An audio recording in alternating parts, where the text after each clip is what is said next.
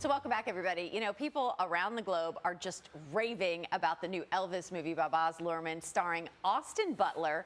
But a lot of people may not realize here the King is no stranger to Louisville or the studio that we're sitting in right now. I'm so happy to be joined by our local king of rock and roll and friend of the show, Otis Berry. He's been performing Elvis music across Kentuckiana for decades now. Also joining me is our in-house historian and news editor, Joe Federle, who assisted with a lot of the stuff that was going on with the Ken Burns documentary, right? It's great to have you both. Let's jump into this. Otis, right away, I mean, what did you think of the movie? Great movie. It's something else, huh? Oh, yes. Austin's 150%.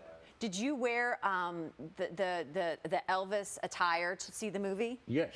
I knew it. I knew it. I was at the Corden Cinemas when it first started on a Friday, Saturday, and Sunday. For 3 weeks, I was there. You were there. You've seen it plenty of times, right? Yes, I enjoy it. You know, we talk a lot, Otis, just about Elvis's ties to the Louisville area. He's been here in our studio. Have you had a chance to meet him? Meet Elvis? Yes. Yeah. I met Elvis when I was a young man, yes. And where did you meet him? I met him at his grandfather's house, Jesse Presley. Here in Louisville, in the Shively area. The reason I was able to meet him is my dad worked with Jesse Presley. Yeah. They worked together for over almost 50 years together. Isn't that amazing? The first place was Mingles. It was a furniture place at 13th Street.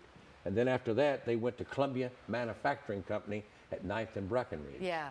And my dad would take me sometimes into the company just to talk to some of the guys, and Jesse would be there then, and I'd meet him. But every time we go to Jesse's house, and Elvis was going to come by, most of the time it was on Saturday, Jesse'd say, shh, don't tell nobody. Don't let nobody know. We don't want to cause a stir here, right? Well, they'll tear my house up. Right. He said the grass, all the grass in the front yard was literally tore up. Mayhem. People took the grass where Elvis had walked. He had to have it resodded. And at one time, the grass, Joe. It's amazing. Take the grass. And at one time, they called the FBI in because they thought that he had buried a Cadillac in his backyard. Yeah. You know, Joe, Yes, I know. You remember that? Heard that? Yes, sir. Joe, we call you our resident historian because, I mean, we have an entire archive here at WHAS. Oh, it's amazing. It is amazing. But it's also in your head because you know where everything is. Right. And you mark anniversaries and you know, and you immediately when we started talking about Elvis and the movie, right away you're like, Claudia, wait a minute, I know of this footage and this footage. Dive deeper, like what are his connections and then archive connection to it? The first thing that I discovered was his very first national television appearance was on Jackie Gleason's stage show in 1956. It was January 28th. It was a Saturday, 8 p.m. But unfortunately, WHAS didn't air it. So we're going to correct that now. This is his first appearance on national television. Really? Yeah. Wow. Apparently it was the U of L Tulane game that preempted this, his first appearance. Of course it did in Kentucky. So we are correcting a mistake. We're airing it now. Now, also, he was talking about the different times he's been here to Louisville. The first time, we also have film footage, our own film footage. Now, this is on CBS, which is our network at the time. Right. Now, when we were a CBS. In November of 1956, he played at the Armory. Do you remember that? Mm-hmm. Yes, yes. And that's when he came to visit his grandfather, Jesse. Right. And we have our own WHAS film footage of that event as well from 1956. That's it. This is it. 2 shows, November 25th. It was called the Armory. Now it's the Louisville Gardens. And you can just see the people filing in here. Look how packed that place is. And there were 2 performances. And there he is. Yeah.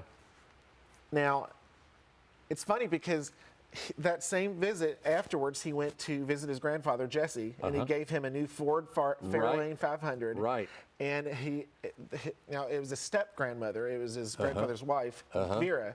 He gave her a color TV, the same visit. How do you know all that? Are you the FBI?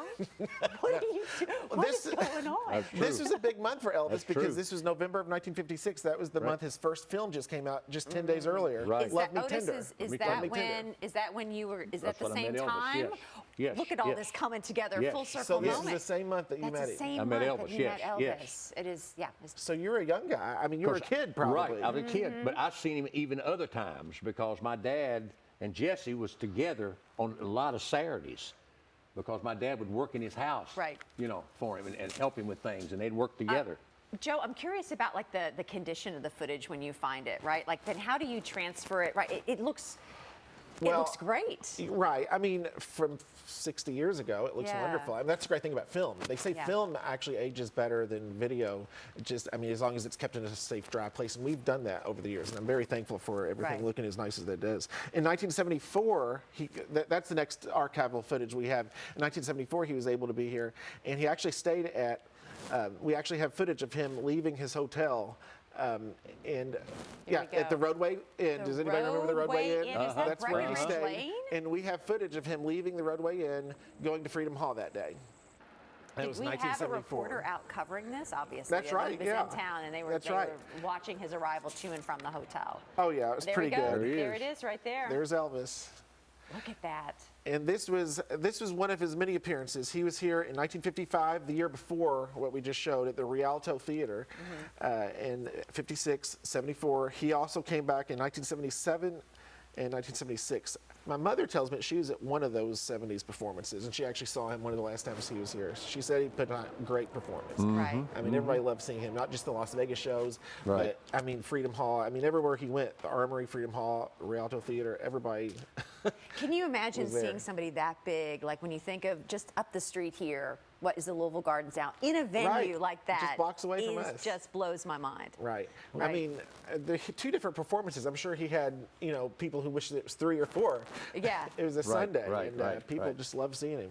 But I'll ask this question for both of you. Don't you think it's just so neat that there is all this buzz around this movie that was so well done? Right. Right?